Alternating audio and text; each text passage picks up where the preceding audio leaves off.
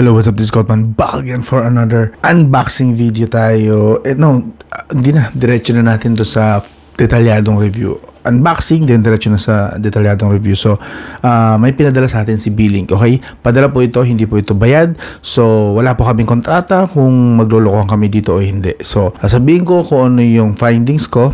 And, basta basically, hindi po ako bound dito sa isang kontrata na kailangan bulahin ko kayo para lang bilhin nyo to. Papakita ko sa inyo kung ano talaga yung nakita ko or mga results sa test as is. Okay? So, kung interesado na kayo, this is B-Link Mini PC. Let's start. Konting expectations muna. Iyon. So, SEI specification. So ito pala ay B-Link Mini PC SEI. CPU po nito is yung latest po na Intel Core Ultra. Ito yata ang ipapalit nila kung di ako nagkakamali sa i-series na Intel. Although meron pa rin i-series ngayon 2024, parang yung 14th gen. Parang magsasabay sila ng launch yata nito. Pasensya na, hindi na ako masyadong updated ngayon sa PC kasi focus na ako sa smartphone. So, pasensya na kung kulang-kulang info ko rito. Pero ang huling nabalitaan ko is ngayon na yata magiging, correct me if I'm wrong, pero ngayon na yata ang pinaka-last na taon ng i-series ay lilipat yata sa Intel sa Core Ultra series. So, 5, 7, and 9. Kung di ako nagkakamali. Anyway, let's see. And then, meron siyang memory na 32GB na RAM. That's 32GB na RAM. So, hindi ko alam kung anong version ng LPDDR to. Storage, 1TB na rin. Ang galante naman ni B-Link. Wi-Fi 6, LAN 2.5G. Very good. 19 volts, 5.26 amps. Okay.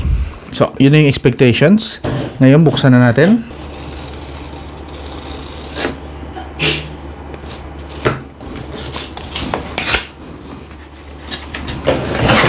And ito na nga.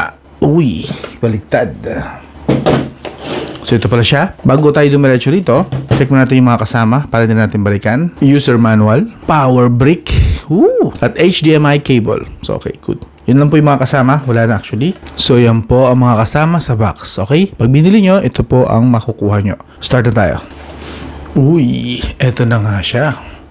So, logo ng B-Link, I believe. Tingnan natin yung mga port. By the way, first time ko po mag-feature ng B-Link na brand dito. So, pasensya na, hindi ko alam yung mga signature style nila or something. So, bear with me kung medyo na-ignorante ako at medyo, first time ko mag-feature ng B-Link dito na mini PC. Although may na-feature na ako last time na mini PC, Gen machine po yun. So, ito po yata, I believe, is the power button. I'm not sure kung para saan to. Siguro LED lang to. Pero possible din bang microphone ito? Hindi ko ako sure eh. Malalaman natin mamaya. Meron tayong headphone jack dito sa harap. I believe harap ito kasi nandito yung power button. USB Type-C. USB 2.0 yata. Walang kulay eh. Sa kabila, wala ito nakalagay dito. Ay wow, eto. Andito ang fiesta ng mga ports. So meron tayong dalawa pang USB Type A. I'm not sure kung 3.0 ba ito o 2.0. Malalaman ko siguro later. Meron tayong LAN port. I believe 2.5 gigabits ito. Display port, USB Type A ulit. Another headphone jack. HDMI port, USB Type-C. And I believe, ano pa rin ito? Thunderbolt. And then DC. So dito isasaksak yung power. And another side, wala ulit. So basically, harap, then likod. Sa baba, meron tayong rubber. Yeah, it feels rubber. Yeah, rubber nga siguro. So model nga niya is SEI. So this is B-Link Mini PC SEI. So, konting explore lang tayo kasi na-unbox na natin. So, gusto ko malaman, makita actually. Parang wala nga pala siyang screwdriver dito. Mukhang kailangan ko pa talagang tanggalin ito. Ito yata. Mukhang challenging para mabuksan to. Wait lang. Ayun, kailangan palang tanggalin ito. Ayun, yung screw. So, tatanggalin ito. Napakaliit yun, yung mga yun. Sa apat. Po natin. Sa isahin natin.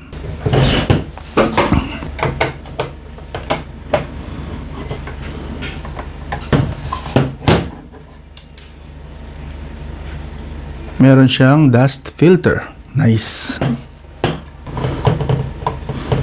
So, meron tayong dalawang LPDDR5 na RAM. 5600. I believe this is, 5600 MHz DDR5. At meron po tayo ditong, supposedly sa ilalim nito is, tanggalin na rin natin, is dapat yung dalawang M.2 2. Supported po niya ang PCIe 4. So times 2. Dalawang PCIe 4 pwede natin ilagay rito. Alright. So checkin natin. Kasi bala ko, ilipat dito yung aking Orico na 1TB. So meron tayong 1TB plus 1TB. Magiging 2TB na po ang storage ko pag nilagay ko to. So yun. Yung nga pala ang good thing dito kasi expandable din siya kagaya nung sa Gen machine ko. Expandable yung RAM. Hanggang 92GB yata na RAM. Pwede alam kung tama ang pagkakaalala ko. And then dito hanggang 8TB yata. So 1TB, 2TB. So pasok pa tayo. So tanggalin mo natin to para maikabit ko yung 1TB. Magiging 2TB na siya. Tatanggalin ko na tong pansamantala niyang thermal pad. At ilalagay na natin dito. Sakto. So automatic magiging 2TB na. Solid. Ay, di pa palang tatanggal. Sorry. Tanggalin pala muna natin to.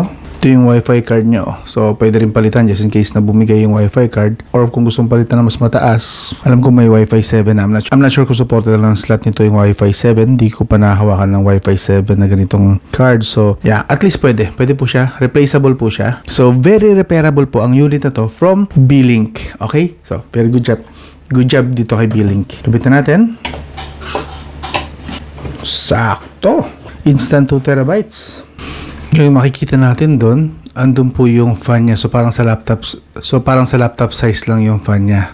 And actually, initial test ko sa kanya, actually medyo tunog laptop nga rin siya kapag yung nai-stress test. And may paparinig ko rin sa inyo yung actual. Pero yun nga, makikita doon, nandun yung kanyang fan na parang sa laptop. And of course, sa likod nito, nandun yung CPU.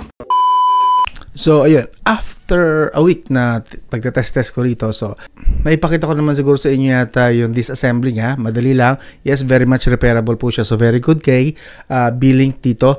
Ito naman ngayon yung mga current na test. So kukunti lang po itong mga benchmarking apps na kinuha natin kasi may bayad yung iba. So lahat ng mga phrase at least na nahanap ko, ginamit natin, and ito po yung mga actual results.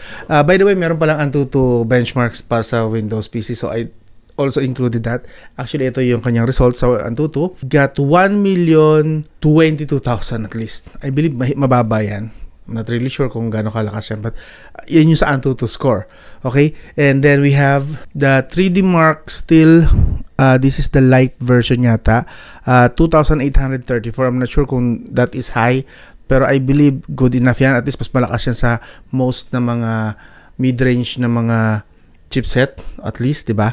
And of course, meron din tayong result for Blender. Yes, sa Blender, nakakuha tayo ng sa Monster 83, Junkshop 50, Classroom 31. Sa mga word yan sa Blender, I guess nyo naman na yan. Tinas ko na lang 10. Ito po naman yung standard niya sa CPU-C, no? So, pang ilan ba to? Your position multithread 6600. So at least mas malakas po ito sa Ryzen 7 5800X, Intel Core i9 11900K. As you can see rito, Intel Core i9 blah blah blah. So may kahit paano naman may panlaban din naman kahit na ito yung I believe ito yung pinaka base sa latest na Ultra generation nitong Intel. Yes, kung hindi po kayo aware, the Intel Ultra family is I believe na launch lang last year December. So hindi pa po siya kalumaan, and i-release pa lang yung second gen. So basically this is first gen at yung pinaka lowest po na sa Ultra series. This is Ultra 5125. Remember? Yes, ang kasunod dito is Ultra 7 and then Ultra 9 yung pinaka-highest. But this one, kahit paano, nakasabay-sabay siya sa mga kilalang malalakas. Not nga lang the best, of course. And of course, we are just using iGPU. Wala po tayong dedicated na graphics card. So basically, we are relying much on raw power ng mismong chipset lang. Wala pong dedicated graphics card dito. Ang gamit lang natin dito is iGPU, which is Intel Arc. Ito siya, actually. Intel Arc Graphics. Ito yung ginagamit natin ngayon. Ito lang po talaga, literal. And then, tinry din natin siya sa Firmark. Nakakuha tayo ng at least 1,816 frames in 60 seconds. I'm not sure kung ano yung comparison na meron yan. Ito rin, yung isa pang test ko, inulit ko lang. Mas mataas dito actually sa pangalawang test, 1,958 at 32 FPS. And then, ito naman po sa Geekbench. Yes, sa mga familiar din sa Geekbench, nakakuha tayo ng 2,138 sa single core at 11,278 sa multi-core. Actually, natataasan ako dyan kasi yung huling tinest ko yata, I believe yung isa, yung Gen machine na Ryzen 5, 1,000 plus lang. But this one, 2,000 and then 11,000 yung multi-core. Wow. And to give you an idea, punta tayo sa Geekbench. Ito yung current benchmark ranking ng Geekbench to give you an idea. Again, nakakuha tayo kanina ng 2,138 sa single core. So dito pala, checkin natin, 2,138, at least sumasabay siya sa processor natin. 2,100 ko tayo. Medyo mababa listahan to. At least, tapat niya, 2,100. Ito, Intel Core i5 11600KF, Ryzen 9 5950X, i5 12500E, i5 13400T, and i5 11600K.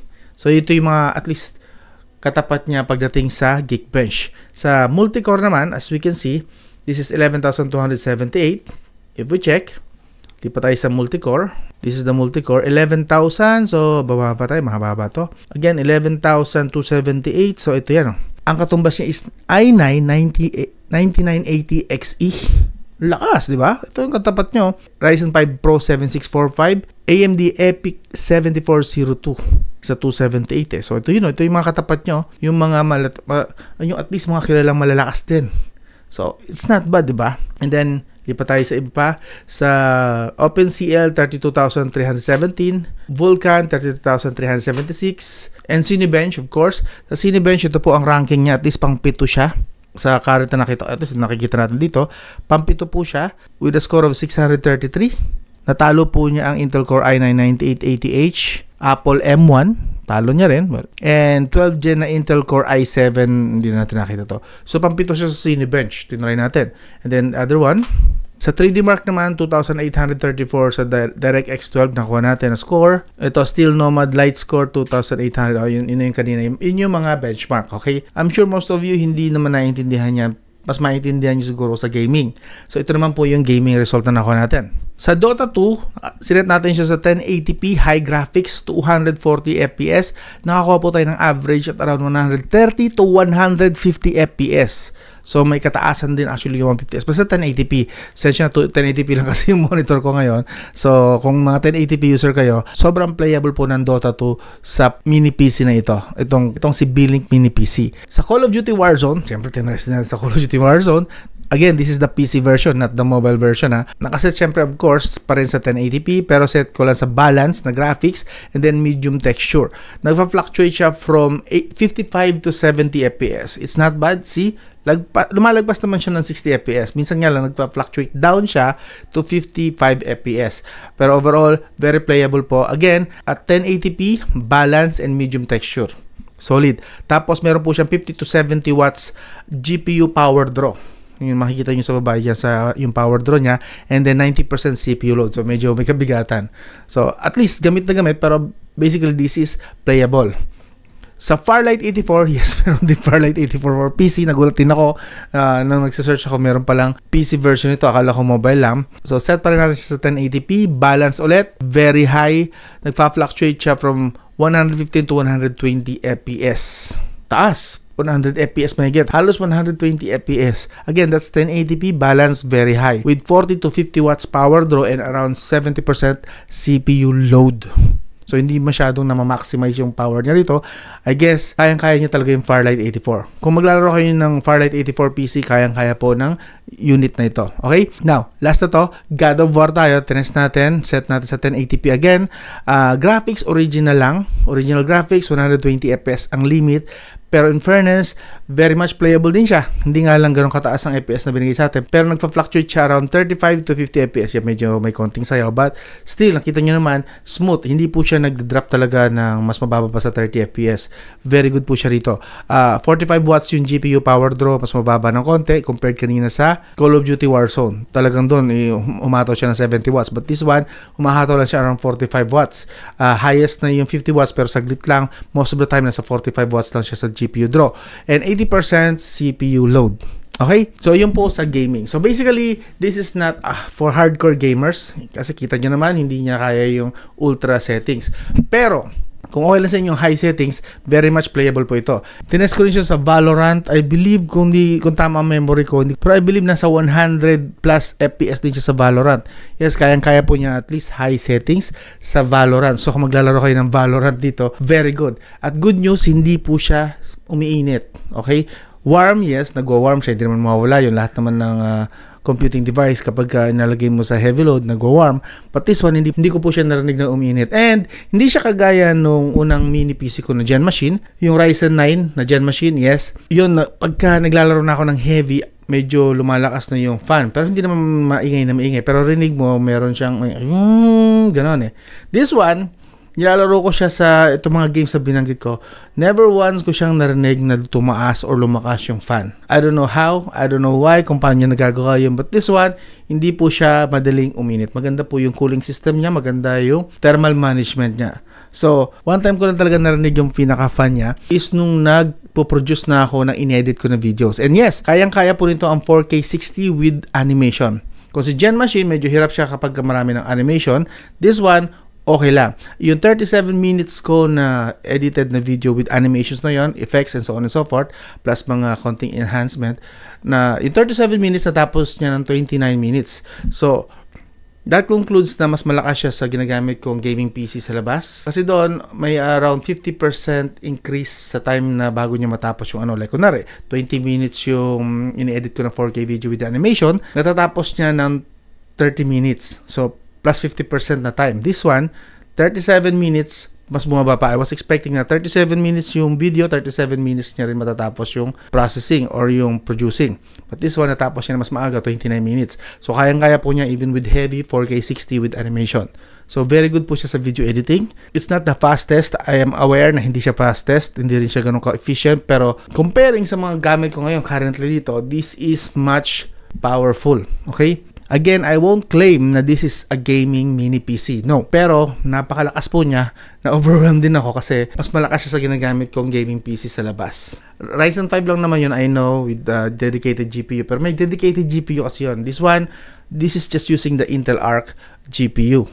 But it is actually much powerful. Okay? So, can I recommend this? In terms of price, nasa 41,000 pesos siya. Okay? So, hindi po siya budget friendly. So, kung ikukumpara sa Gen machine ko, which is, of course, very much powerful ito, ay napakalayo po ng agwat ng presyo. Pero sa tingin ko ba, sulit ito? Doon sa kaya niyang gawin, I believe, sakto lang siguro sa price tag niya. Okay? Not to mention na ito yung latest technology ni Intel, which is the Ultra version.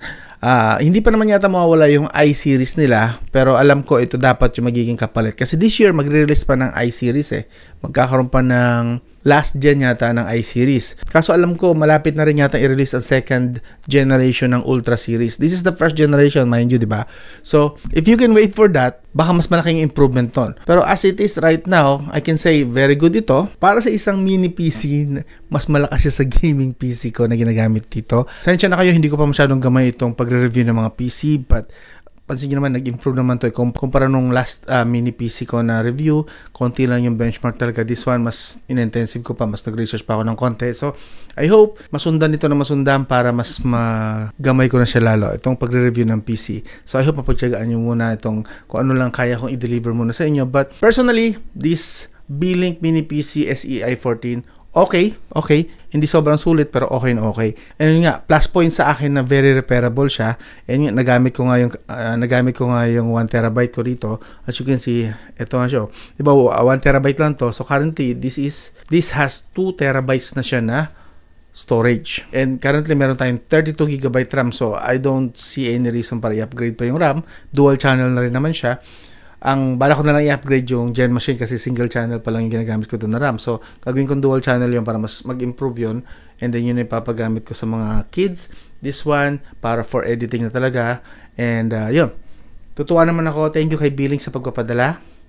And like I said, pinakita ko sa inyo yung actual benchmark. Walang bolhan doon. Kahit pinadala nila ito, sinabi ko pa rin sa inyo na hindi siya sobrang sulit. Sakto lang para sa price. Not bad, 41,000 pesos. Repairable din siya. So, solid na po ito. So, yun. I hope naging helpful ito information na to sa inyo. Kung tingin nyo may kulang sa review ko, please, pakibanggit na lang sa comment section. Try natin i-improve itong PC reviews. Nahalo ako na rin ng PC reviews. Hindi naman siguro lagi may PC reviews kasi medyo may kamahalan din ng mga PC. So, kapag kailangan lang, at tulad nga nito, may nagpadala, saka ko lang naman ina-offer. Pero gusto ko pa rin i-improve to, so help me na-improve ito. Sabihin nyo lang sa comment section kung anong tingin yung mga kulang, okay? And as much as possible, kung may marirecommend kayo na iba pang benchmark na free sana, free. Ayoko sana gumastos ng masyadong marami para sa benchmark. Pero kung di may iwasan, okay lang. edi gagastusan pag nagkaroon ng extra budget. But if possible, recommend naman kayo ng mga free pa ng mga benchmark na pwede kong idagdag sa mga future na mga reviews pa nito. Okay, gusto ko mag-improve ito overall. Okay, again, this is Scottman. This was B-Link Mini PC SEI 14 with Intel Ultra 5125H. Link iwan ko sa video description or ipipin ko sa comments. Hanggang doon lang, this is Scottman. I'll talk to you again soon.